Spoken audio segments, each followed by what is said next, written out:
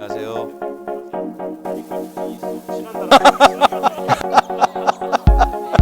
매력이 있어.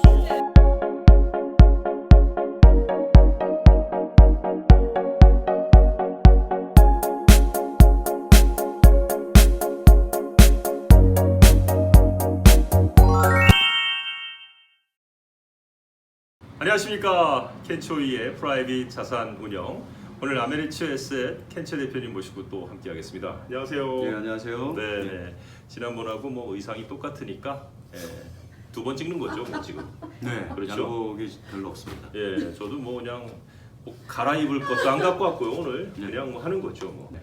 어떻게 하다 보니까 이제 아메리츠가 에셋이 있고 아메리츠 파이낸셜이 있잖아요. 그래서 아메리츠 에셋에 이제 켄체 대표 계시고 아메리츠 파이낸셜 브라이언 리 대표 계시고 네. 그래서 아메리츠 TV에서 이제 두 분이 같이 이제 정규적으로 매주 한 편씩 이렇게 올라오고 있는데 네. 조회수가 많이 밀리고 있습니다. 이거 어떻게 하실 건지. 제가요? 예. 아. 많이 밀려요, 조회수가. 아, 예. 예, 지금 마케팅이나 홍보 쪽에 문제를 제기하는 사람들이 많이 있더라고요. 아예 뭐 주변에 알리지도 않는다. 그리고 그 지금 우리 켄초의 프라이빗 자산 운영은 직원들만 봤다라는 얘기도 있어요. 어떻게 네. 지금 뭐 하실 겁니까? 네. 뭐 이렇게 자세하게 말씀하실 필요는 없었는데. 너무 자세하게 얘기했죠, 제가. 네, 네, 죄송합니다. 네. 네. 좀 이렇게 둥글게 좀 이렇게 예. 좋았을 것 같은데. 네, 그럼 뭐 다시 조금 예, 지금 뭐 조회수가 조금 부족한데 어떻게 네. 하실 건지요? 네. 뭐 이렇게 바꾸실 것까지도 없었는데. 지금은 이제 막 시작한 단계니까 네네. 아직 뭐 판단하기에는 좀 이르지 않나 뭐 그런 생각도 들고요. 네. 그리고 저는 기본적으로 또 굳이 이렇게 인기에 영합하는 스타일이 아니기 때문에 네. 저는 그 내용 위주로 네. 그런 거 신경 쓰지 않고 네. 꾸준히 하도록 하겠습니다. 오늘 좋은 내용 저희가 들을 수 있는 건가요? 네, 어려운 얘기를 쉽게. 예. 알겠습니다. 네. 제가 쉬운 것도 어렵게 하는 그런 특기가 있는데 반대로 한번 해보도록 노력하겠습니다. 오늘은 어려운 얘기지만 쉽게 해주시는 거죠. 노력하겠습니다. 네네네. 지난주에 포커스 인베스팅에 대한 얘기를 하면서 에셋 엘로케이션과의 이제 어떤 반대되는 개념이라는 것을 말씀해 주셨기 때문에 저희들이 이제 이해하기가 쉽습니다. 그리고 만약에 오늘 편을 먼저 보신 분들은 지난 3편을 꼭 보시고 오시면 좋다는 얘기고요. 조금 더 디테일하게 한번 들어가 보도록 하겠습니다. 예. 오늘 이제 본격적으로 포커스 투자에 대해서 이제 진짜 포커스를 하기로 약속을 드렸는데 네.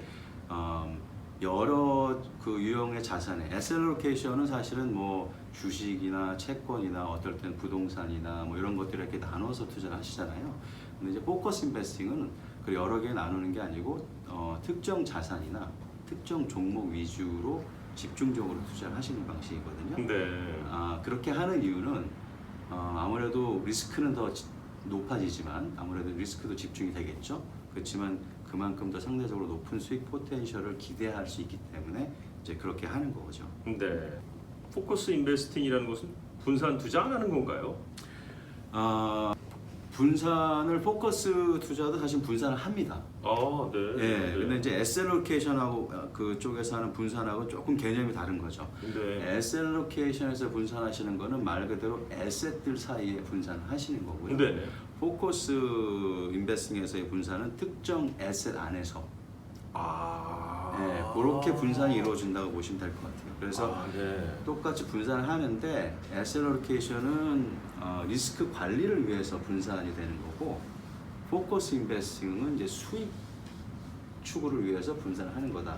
그렇게 생각을 하시면 될 것 같아요. 지금 이 말씀을 여러 번 해주셨는데 네. 이제 그 여러 번 말씀을 반복해서 해주시니까 네. 제가 좀 이제 알아들을 수 있는 것 같아요. 예. 그래서 에셋 엘로케이션은 분산을 할 때 예를 들어서 어떤 뭐 내추럴 소스에다 내가 투자를 한다 그러면 금도 투자하고 은도 투자하고 석유도 투자하고 다이아몬드도 투자하고 이러는 거고 포커스 인베스팅은 금에 투자하는데 그 금 안에서도 동전으로 만든 걸 투자할 것이냐 목걸이로 만든 걸 투자할 것이냐 뭐 예를 들면은 뭐 그냥 금덩어리 투자할 것이냐 뭐 이렇게 한다 뭐 이런 느낌을 제가 받았는데 맞습니까? 그렇게 이해하셔도 돼요.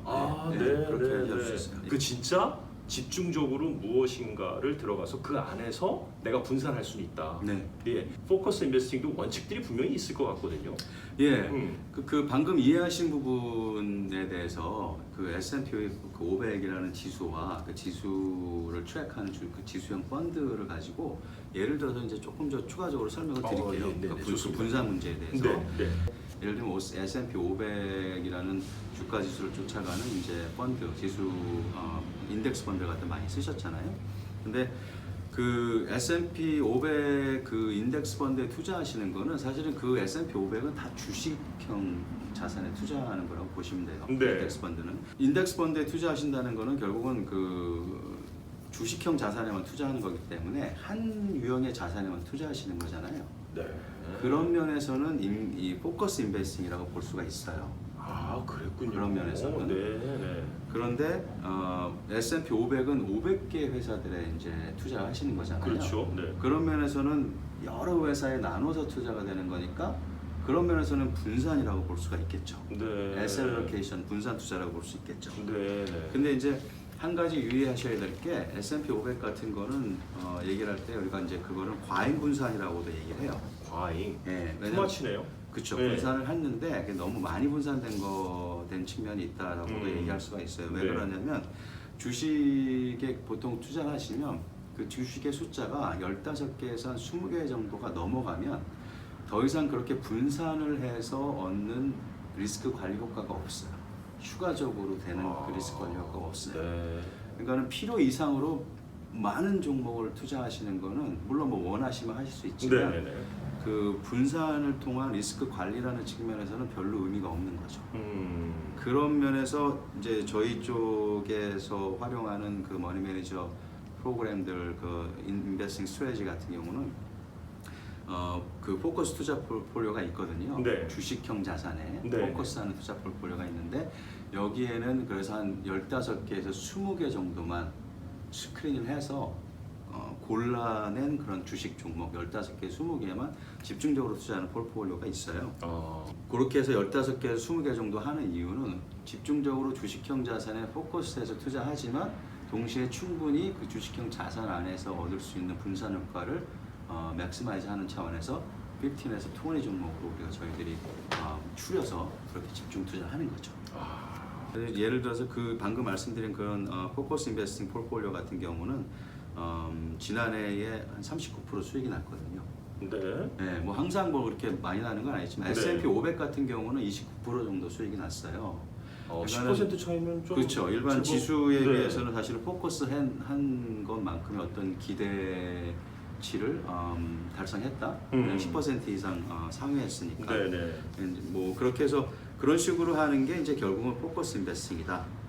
그래서 분산이라는 걸 생각하실 때는 여러 자산에 나눠서 분산하시는 전통적인 에셋 알로케이션하고 특정 자산 안에서 나눠서 분산을 하는 그런 것으로 나눠서 좀 생각을 하실 필요가 있을 것 같아요. 네. 그러니까 무조건 또 포커스 쪽으로 가야 되는구나라고 저 같은 경우에 지금 살짝 오해를 할 수도 있거든요. 그렇죠. 네. 어떤 목적을 가지고 투자를 하느냐, 그리고 나는 어느 정도의 리스크를 감당할 수가 있느냐, 혹은 감당하려고 하느냐 이런 것들과 전반적인 내 경제 상황하고 다 생각을 해서 투자 방식을 결정을 하셔야 네. 되잖아요. 그러니까 네. 꼭 수익이 많이 났다고 해서 그게 꼭 나한테 맞는 방식이라고 말씀드릴 수 없는 게 지난해에 좋은 수익을 냈지만 포커스 인베스팅은 말씀드린 대로 리스크도 포커스 되는 거잖아요. 그러네요. 그러니까 마켓 상황이 안 좋아지면 그만큼 또 리스크를 많이 보실 수도 있는 거거든요. 이거 만약 예를 들어서 지금 말씀하셨을 때 근데 작년에 이제 뭐 포커스 인베스팅이 마이너스가 났고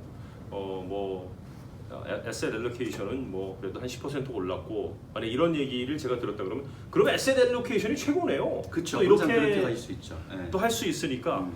그런 것 때문에 이렇게 계속 그것만 따라가다 보면은 올바른 수익을 투자 쫓아다니다 보면 예. 결국은 오히려 또 결과가 안 좋은 올바른 투자 방법이라고 볼 수가 없겠네요. 그렇죠. 그럼 결론적으로는 어떻게 지금 이거를 말씀해 주실 수 있으세요? 네, 그러니까 예를 들면 이제 지난해 같은 경우는 사실은 포커스 인베스팅에 유리한 시장 환경이었다고 보실 시장 수가 환경 있어요. 자체가 이제 그랬군요. 예. 근데 지금 올해 지금 같은 경우는 특히 이제 코비드 19 이런 환경은 사실 네. 불투명한 것들이 너무 많잖아요. 그러네요. 네. 그러니까 이런 환경은 저희들 입장에서는 포커스보다는 에셀로케이션이 더 유리한 환경이라고 보는 거죠.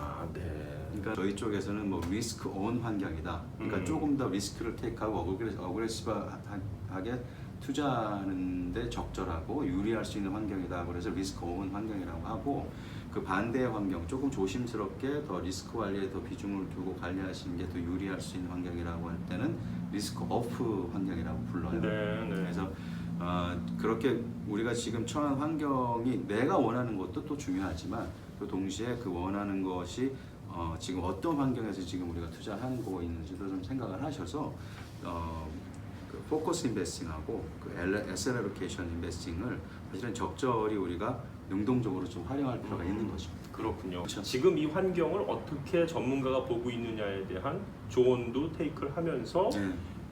적재적소에 그거를 이제 활용을 하면 되겠다 이런 네. 말씀이시군요. 네. 그래서 뭐 저희들이 하는 일이 결국은 그 시장 환경을 나름 이제 분석을 하고, 물론 저희들이 주관적으로 하는 건 아니죠. 이제 객관적인 데이터에 근거해서 하고 손님의 니드와 목적을 또 반영을 하고, 그래서 네. 어느 부분 어느 정도 비중을 포커스 쪽으로 투자하시고 어느 정도의 비중을 에셋 알로케이션 방식으로 투자를 하시고, 지난 시간에 말씀드렸던 패시브한 측면, 액티브한 측면, 그리고 전략적인 투자, 전술적인 투자를 전체적으로 다 다양하게 내게 맞는 방식으로 활용을 하실 수 있도록 조언을 해드리고 이제 서비스를 해드리는 게 저희들 같은 자문사나 자산운용사가 하는 일이라고 볼 수 있죠. 그렇군요. 네. 자, 오늘 켄초이의 프라이빗 자산운용 그 네 번째 시간 포커스 인베스팅에 대해서 정말 집중적으로 좀 저희가 더 디테일하게 포커스를 해봤고요. 오늘 지금 말씀해주신 이 시간이 좀 값진 알찬 그런 시간이었다. 아유, 감사합니다. 예, 좀 그렇게 생각이 되고 네. 그럼 조회수가 좀 많이 올라가지 않겠느냐. 네. 기대를 좀 해보겠습니다. 네. 인기에 영합하지 않고 네. 내용 위주로 열심히 하도록 하겠습니다. 알겠습니다. 저희는 다음 주에 또 여러분들 찾아뵙도록 하겠습니다. 아메리츠 에셋의 켄초 대표랑 함께했습니다. 오늘 수고 많으셨습니다. 네, 감사합니다. 고맙습니다. 네, 감사합니다.